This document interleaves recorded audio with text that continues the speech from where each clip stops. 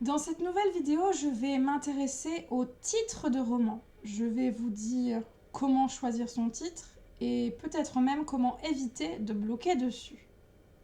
Sachez d'abord qu'un titre doit être court et accrocheur, qu'il doit attirer la curiosité de vos lecteurs potentiels et correspondre aux tendances marketing d'une époque donnée.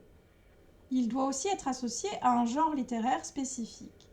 Par exemple, si je vous dis meurtre à Albi, vous pensez immédiatement à un roman ou à une série policière. Cette série policière existe d'ailleurs.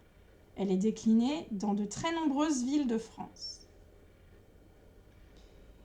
Pour choisir un titre, on peut décider de refléter l'ambiance ou la tonalité de son roman. Je pense tout particulièrement à un roman d'Agnès Ledigue que j'ai adoré. C'est une histoire d'amour entre un pompier et une infirmière. Une histoire d'amour qui finit mal puisqu'il est question de suicide.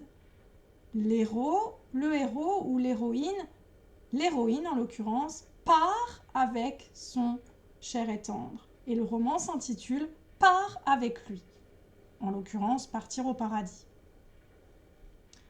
Pour choisir un titre, on peut tout simplement décider de l'inventer, de le fabriquer, comme par exemple le Royaume des langues étrangères, royaume que j'ai créé lorsque j'ai voulu écrire un essai sur l'apprentissage des langues étrangères. Ce royaume a été celui d'Idiomax.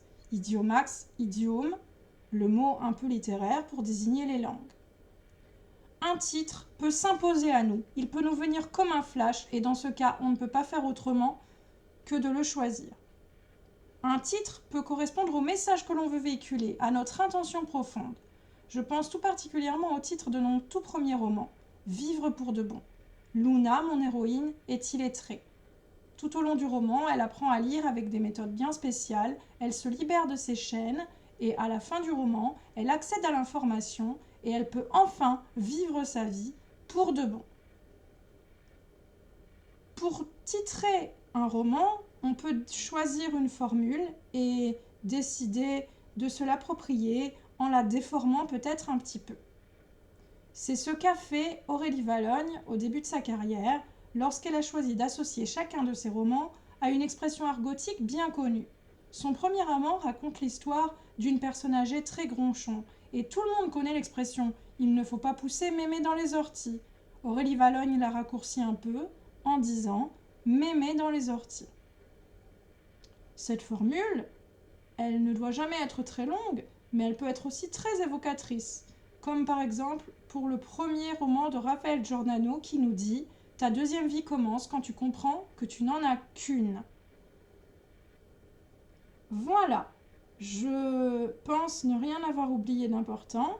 J'espère vous avoir donné des pistes, vous avoir aidé à moins appréhender la question du titre. Mais si c'est encore un peu flou pour vous, si ça ne vous suffit pas, si vous avez des remarques, des questions, des envies, n'hésitez pas à me le faire savoir dans un petit commentaire. N'hésitez pas non plus à vous abonner et à faire circuler. Plus on est de fous, plus on rit. À bientôt!